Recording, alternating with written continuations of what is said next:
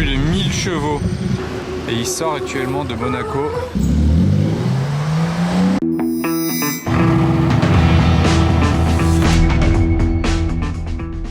Hello everybody, this is Fipe. Comment allez-vous les amis? On se retrouve à Monaco pour une superbe vidéo à nouveau aujourd'hui.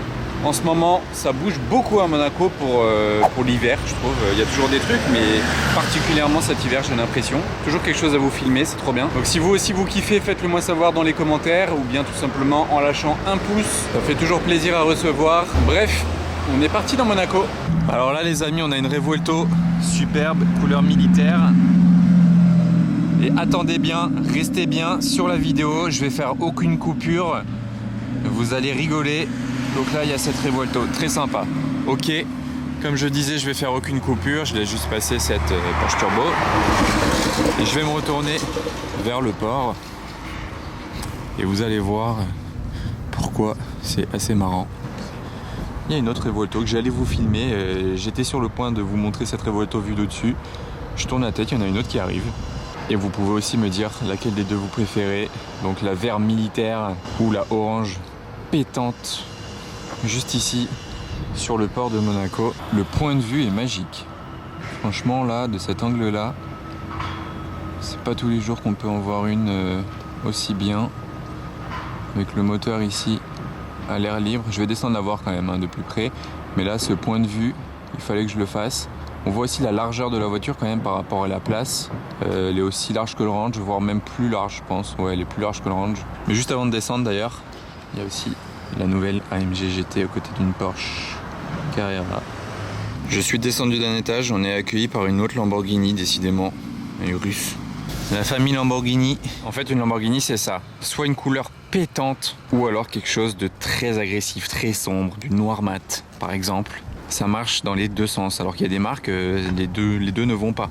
J'aime bien les jantes. Pour l'intérieur, noir et orange, parfait. Avec l'extérieur de la voiture, c'est nickel. Et autour du moteur, c'est en carbone également. Le V12 hybride, à l'air libre, au moins il n'a pas chaud. J'essaie de montrer l'arrière. Tac, ouais, ça passe. Avec ce diffuseur carbone gigantesque. Elle est folle vue comme ça. Et je la préfère avec l'aileron fermé. Et dans l'échappement, on peut retrouver les 4 tuyaux ici même.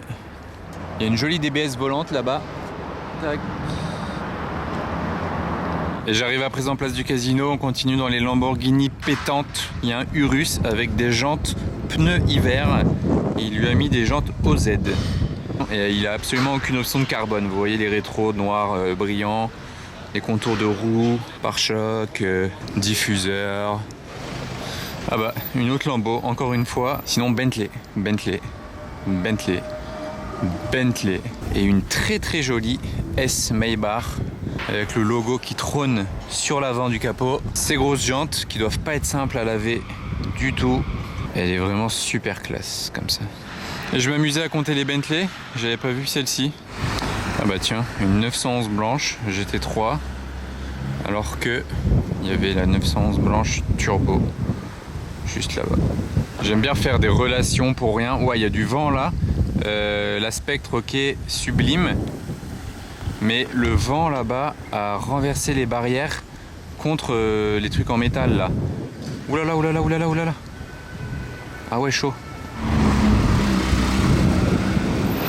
Ce qui est dingue avec une S65 AMG comme ça, noire, les gens la voient dans la rue, ils doivent pas se douter qu'elle a un V12 comme moteur. Là on entend un petit peu ronronner le V12, mais ça passe tellement inaperçu quand même pour une voiture qui a un V12. Alors ce RSQ8 il est très très énervé. Raketa, il y a écrit. 1000 plus, il fait plus de 1000 chevaux. 1000 chevaux dans un RSQ8, il ne doit pas y en avoir beaucoup sur cette planète. Oh mince mon zoom. Bon, profitez de l'arrière de la voiture. Fast and Furious style les amis. Waouh, elle est jolie comme ça. Après la SL63, la SLS Cab. Turbo S Cab, Cayenne en face, DBX. L'une des plus belles Mercedes de l'histoire aussi, c'est la S Maybach Cabriolet. Regardez cette classe. En plus dans une belle config de ce genre. Oh bah, pas mal aussi. Bah là regardez, on a un match pas mal. Vous prendriez laquelle? Sachant que des Bentley, on en voit vraiment à tous les coins de rue à Monaco. Hein. Donc la Mercedes, il y a autant de confort. Il y a un V12. Et franchement, elle est magnifique. Et elle est bien suivie par une Touring. Moi franchement, j'aurais pris la S Maybach Cab là, direct.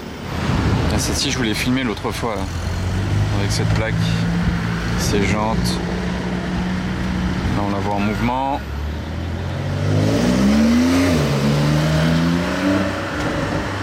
Des badges G7 992, mais là la couleur. Je pense que c'est un wrap en fait. Et ils ont pas remis les badges après l'avoir wrappé. On est pressé avec la Bentley. Elle est très sympa dans cette config, la nouvelle AMG GT. Genre de champagne. Je la trouve bien réussie. M5 V10. Ça fait toujours plaisir à voir. Malheureusement, on va pas entendre le V10. Le look de cette Mercedes quand même. Très gangster.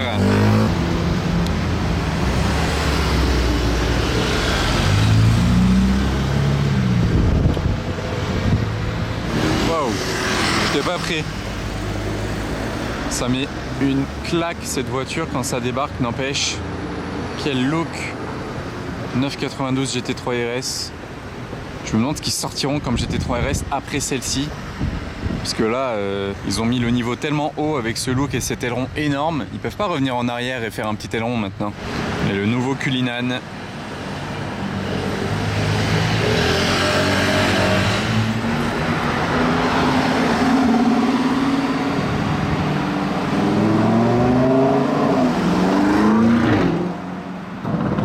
Full black Lambo.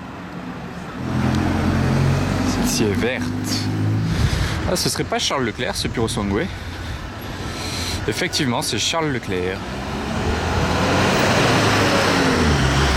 Il a sorti son Puro Sangue et il sort actuellement de Monaco.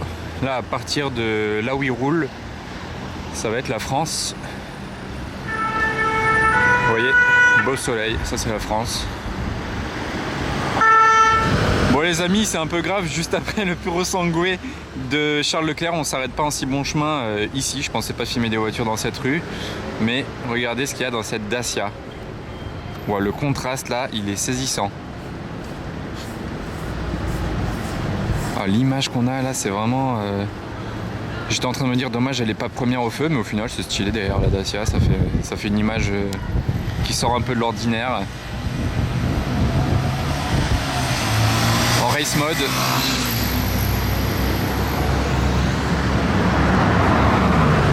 Chez MCC Monaco, ils savent conduire les Bugatti en race mode.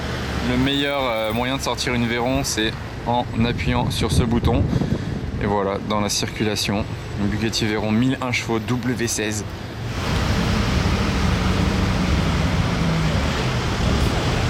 Regardez la masse que c'est cette voiture. Le morceau. Vraiment, c'est un morceau. La Porsche devant, elle fait petite voiture toute gentille. Waouh. Bah, je suis content, hein. Ça fait toujours plaisir à voir. C'est vrai que la GTC 4 Le Sceau, elle fait vraiment très très grande. Vue d'oiseau sur la pista.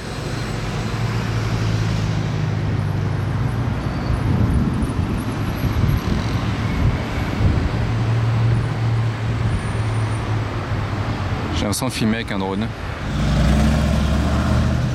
Échappement Accra. Elle était grave belle la config. Très très mal filmée, je vous l'accorde. Le retour de la beauté. Waouh.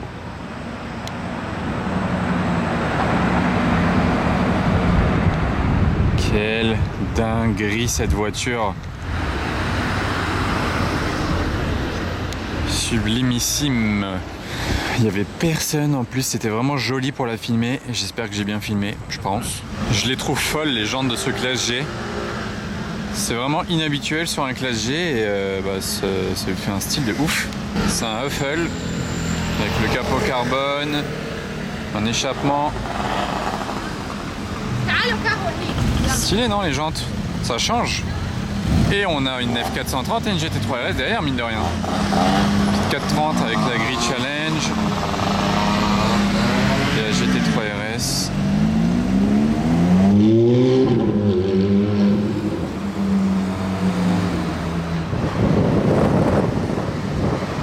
Le retour de la diva. La reine, vraiment la reine des hypercars. Ça reste bien la Bugatti.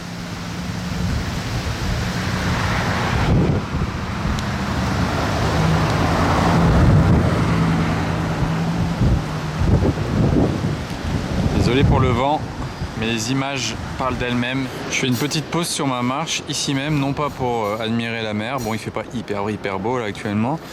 Mais regardez, on voit du coup les villas sur Mare Terra. Voilà, tout ça c'est Mare Terra, là-bas avec les immeubles qui dépassent juste au-dessus. Et au premier plan, il y a les 7 villas le long de la mer, les 3 autres juste derrière. Ça, c'est la première des villas, avec elles ont toutes des rooftops, vu que le toit est plat. Et voilà, on voit pas énormément, mais c'est des villas vraiment énormes. Et comme je vous avais dit, je pense que le prix est entre 2 et 300 millions d'euros la villa.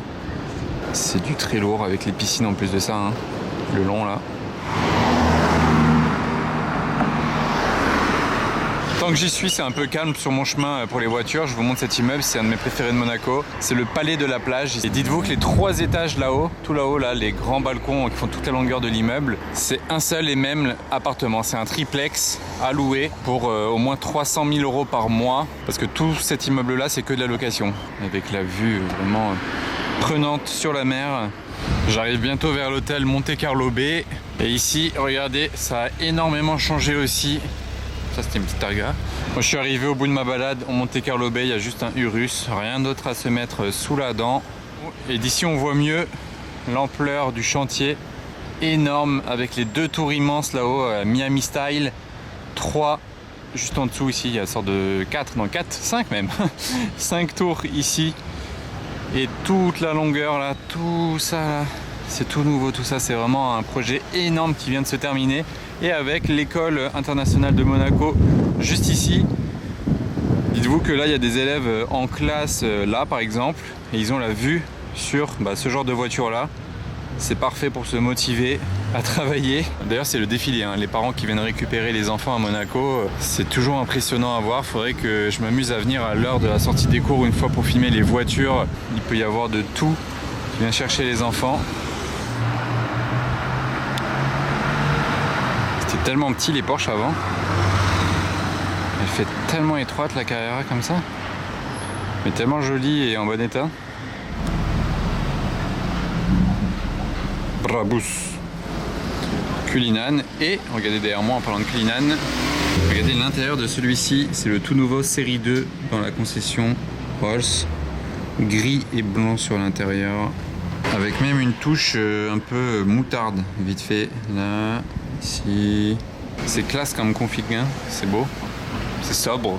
Et c'est vraiment une version facelift, hein. C'est pour ça qu'il s'appelle Cullinan série 2. Ah bah nickel, je viens de voir une Carrera GT passer de l'autre côté. Là vraiment elle dépassait à peine ici. Et moi je peux pas la filmer à travers les buissons. Donc je vais attendre son retour et croiser les doigts.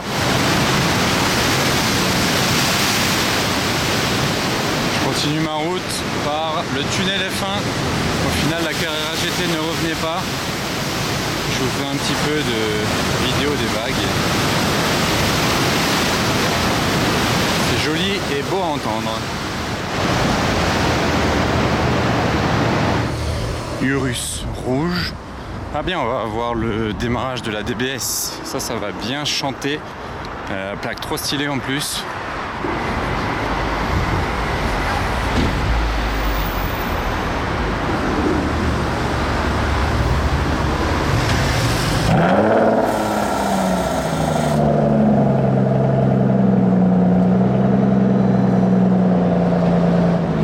Aston Martin, c'est vraiment sublimissime.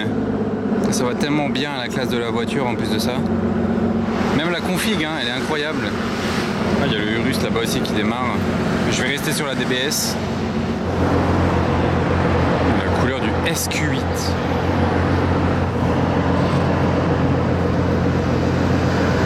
Bon, le propriétaire de l'Aston vient de sortir et de me dire désolé de te décevoir, j'ai oublié un truc, je pars pas tout de suite. Et il a coupé la voiture, mais il était très sympa. On aura quand même eu le démarrage du V12. Tiens, ça c'est pas courant à voir sur ce GLS Maybach d'ailleurs qui n'a aucune inscription à l'arrière. Il est débadgé comme on dit, mais il y a un badge. Il y a peut-être des badges en moins, mais il y a un badge en plus. C'est celui du Yacht Club de Monaco. À Monaco c'est pratique, les plaques sont petites, on peut le mettre de chaque côté de la plaque, mais là il n'y avait pas d'autre espace. Par contre il a beau être débadgé à l'arrière, ce badge là il est toujours présent. Tiens, un petit détail, sur le classe G par exemple de ma génération, donc plus ancien que celui-là, la caméra de recul elle est située ici, tout en haut du coffre, donc ça fait une vue d'en haut quand vous reculez sur l'écran. Mais sur le nouveau classe G ils l'ont descendu ici, on peut bien la voir là au-dessus de la plaque. Je n'avais jamais vraiment remarqué qu'on la voyait comme ça. Et la classe à l'anglaise, une Rapide S. D'ailleurs j'adore cette voiture, Rapide S en plus avec la grosse calandre, mais je sais pas si elle a eu tant de succès que ça chez Aston Martin, alors que quand on voit le nombre de DBX qui sont vendus, le succès que cette voiture a eu, je pense qu'Aston Martin a beaucoup plus gagné avec le DBX que la Rapide. En plus de ça, les Rapides en général elles sont blanches, grises ou noires, alors que les DBX on a de toutes les couleurs, vraiment les gens ils se lâchent sur les DBX. Waouh! C'est un Urus Mansouri, j'étais en train de me demander si c'était celui l'autre fois qui n'était pas terminé, mais non, rien à voir. Celui-ci était vert mat, l'autre fois il était avec du carbone et pas le même échappement. Donc c'est un nouveau Urus Mansouri également sur Monaco en plaque provisoire.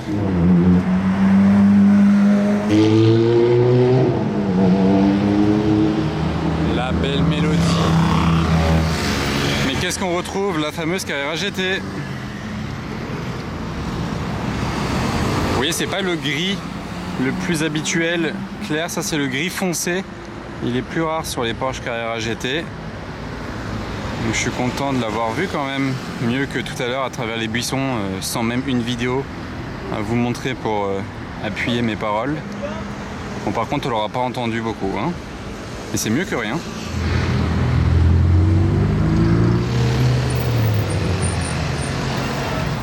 Petit choc de génération de Ferrari là, regardez. De 96 et 360 Modena.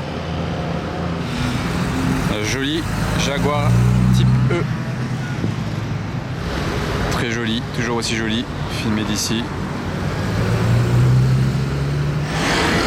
Aston V12 et GT3 RS.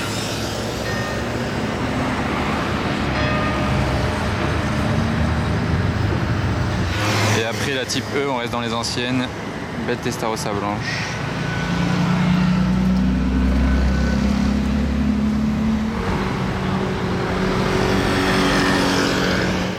Il y a un 4x4 de la même couleur que le Puro Sangue, un peu plus haut, je vous l'accorde, mais même couleur.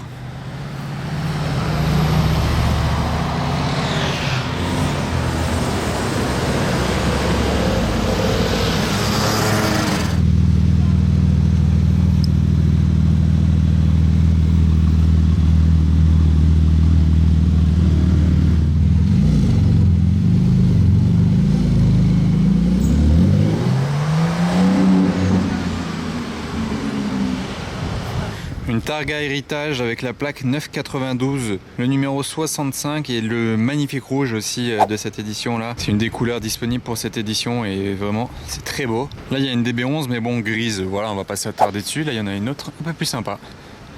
Rouge, capote rouge, les feux rouges. Mais c'est un beau rouge d'ailleurs.